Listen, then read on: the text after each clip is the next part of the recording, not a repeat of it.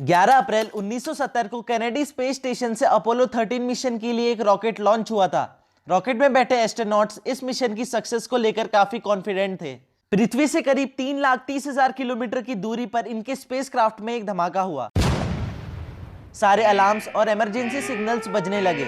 Astronauts ने जब inspection किया तो पता चला कि एक ऑक्सीजन टैंक ब्लास्ट हो चुका है और दूसरा टैंक लीक हो रहा है। बिना ऑक्सीजन के क्या होगा और क्या ये एस्ट्रोनॉट्स बच भी पाएंगे, जानिए इस वीडियो में। Apollo 13 flight controllers. 6 million pounds of thrust, and it is Got hold of them pamphlets, everybody. Apollo 13 would be America's seconds after Jack Swigert flipped the This bang, this thing shook back and forth. engine. Mystery of Apollo 13. 1969 में moon पर पहली बार कदम रखने के बाद उसी साल Apollo 12 mission भी successful रहा। अमेरिका और सोवियत यूनियन के बीच चल रही स्पेस रेस में अमेरिका बाजी मार गया था। लोगों और गवर्नमेंट का इन मिशंस के प्रति इंटरेस्ट कम हो गया था, जिससे गवर्नमेंट ने स्पेस रिसर्च में फंडिंग देना कम कर दिया। फिर 1970 में लॉन्च हुए अपोलो 13 मिशन के जरिए नासा गवर्नमेंट को यह बताना चाहती थी कि स्पेस एक्सप्लोरेशन में पैसा लगाना अभी भी वर्थ इट है। मिशन की लॉन्चिंग के समय इसे देखने के लिए सिर्फ 2 लाख लोग आए, जबकि अपोलो 11 मिशन को देखने के लिए 70 लाख से भी ज्यादा लोग आए थे। रॉकेट सक्सेसफुली लॉन्च हुआ और इसे लगभग 3 दिनों का समय लगना था मून के फ्रा माउरो क्रेटर तक पहुंचने में। ये एक ऐसा क्रेटर है जहां वैज्ञानिकों के अनुसार मून और इवन अर्थ से रिलेटेड कई सारी इंफॉर्मेशन छुपी है। स्पेसक्राफ्ट स्मूथली अपनी डेस्टिनेशन तक जा रहा था। उसमें बैठे एस्ट्रोनॉट्स ऑक्सीजन टैंक्स का एक रूटीन चेकअप कर रहे थे। तभी एक धमाका होता है, जिसकी बात मैंने वीडियो के शुरू में की थी। इस ब्लास्ट की खबर मिशन कंट्रोल को दी जाती है और चारों तरफ भगदड़ मच जाती है।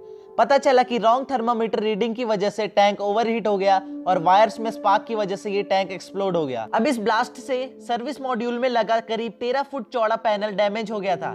इसके बाद एस्ट्रोनॉट्स और मिशन कंट्रोल को एक इंपॉर्टेंट डिसीजन लेना था कि अर्थ पर सेफली पहुंचने के लिए कौन सा रास्ता लिया जाए। सबसे जल्दी पृथ्वी तक पहुंचने का रास्ता था कि स्पेसक्राफ्ट को अपोजिट डायरेक्शन में रोटेट कर दिया जाए, पर यह करने के लिए सर्विस मॉड्यूल में लगे एक इंजन को स्टार्ट करना था और वो इंजन ब्लास्ट वाली लोकेशन के पास सीएसएम मॉड्यूल में था, जिसके बारे में कोई इंफॉर्मेशन नहीं थी कि ये डैमेज हुआ भी है या नहीं। दूसरा रास्ता था कि मून के अराउंड एक राउंड मारकर फिर पृथ्वी की तरफ आया जाएगा, जिसके लिए इंजन की जरूरत ही नहीं थी। लेकिन सबसे बड़ा रिस्क ये था कि स्पेसक्राफ्ट को पृथ्वी तक पहुंचने के लिए 4 से 5 दिन लगेंगे। नासा के फ्लाइट डायरेक्टर ने दूसरा रास्ता चूज किया, लेकिन स्पेसक्राफ्ट के लूनर मॉड्यूल को ऐसा डिजाइन किया गया था कि उसमें सिर्फ 2 एस्ट्रोनॉट्स रह सकते थे 20 घंटों के लिए। लेकिन यहाँ तो 3 एस्ट्रोनॉट्स को 4 से 5 दिन तक रहना था। लूनर मॉड्यूल का इंजन लगातार फायर नहीं कर सकता, इसलिए सारे non essential systems including heater बंद कर दिए गए थे। जब भी इंजन स्टार्ट होता है तो उसे बर्न कहते हैं। एस्ट्रोनॉट्स पहला बंद करते हैं नए पाथ पर जाने के लिए। इससे ये मून की फार साइड पर पहुंच गए थे। ये एस्ट्रोनॉट्स एक अनबीटन वर्ल्ड रिकॉर्ड बनाते हैं पृथ्वी से करीब 4 लाख किलोमीटर की डिस्टेंस पर जाने का। इस टाइम पर स्पेसक्राफ्ट को 153 घंटे लगते हैं पृथ्वी तक आने में, पर खाना, पानी और ऑक्सीजन की कमी की वजह से एक और बर्न किया जाता है और ये 153 घंटे अब सिर्फ 143 घंटे रह जाते हैं। लेकिन फिर एक और प्रॉब्लम सामने आती है। स्पेसक्राफ्ट में CO2 की हाई कंसंट्रेशन थी। स्पेसशिप्स में ऑक्सीजन टैंक्स के अलावा लिथियम हाइड्रोक्साइड के कैनिस्टर्स भी होते हैं एक्सेस कार्बन डाइऑक्साइड को रिमूव करने के लिए, क्योंकि CO2 लिथियम हाइड्रोक्साइड के साथ रिएक्ट करके बनाती है लिथियम कार्बोनेट। अगर ये CO2 स्पेसशिप से नहीं निकाली गई तो एस्ट्रोनॉट्स के लिए एक प्रॉब्लम खड़ी हो सकती है। पर लूनर मॉड्यूल में लिथियम हाइड्रोक्साइड के कैनिस्टर्स 2 लोगों के 2 दिन जिंदा रहने लायक थे, पर अगेन यहाँ 3 लोगों को 5 दिन तक जिंदा रहना था। इसके बाद एस्ट्रोनॉट्स प्लास्टिक बैग्स, कार्डबोर्ड और थोड़े डक्ट टेप के साथ कुछ ऐसा मॉडल तैयार करते हैं जिससे सक्सेसफुली CO2 रिमूव हो जाती है।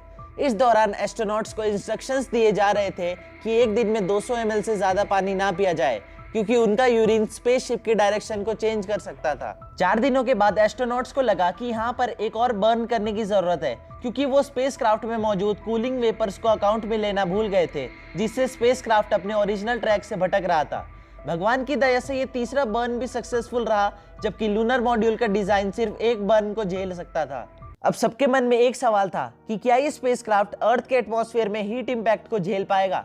इस चीज के लिए एस्ट्रोनॉट्स को कमांड मॉड्यूल में रिटर्न करना था, क्योंकि सिर्फ कमांड मॉड्यूल ही अर्थ में री एंट्री के लिए डिजाइन था। जैसे ही कमांड मॉड्यूल अर्थ के एटमॉस्फेयर में एंटर करता है, तभी ये कम्युनिकेशन ब्लैकआउट हो जाता है, जो कि नॉर्मल है, क्योंकि हवा के आयोनाइजेशन से रेडियो वेव्स ब्लॉक हो जाती हैं और कम्युनिकेशन टूट जाता है। यूजुअली ये सिर्फ 2 से 3 मिनट तक होता है, पर यहाँ 3 मिनट के बाद भी एस्ट्रोनॉट्स का कोई रिप्लाई नहीं आया।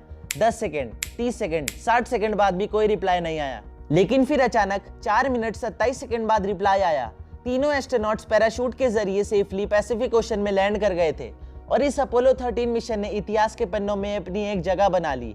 वीडियो पसंद आया हो तो लाइक और सब्सक्राइब कर देना। धन्यवाद।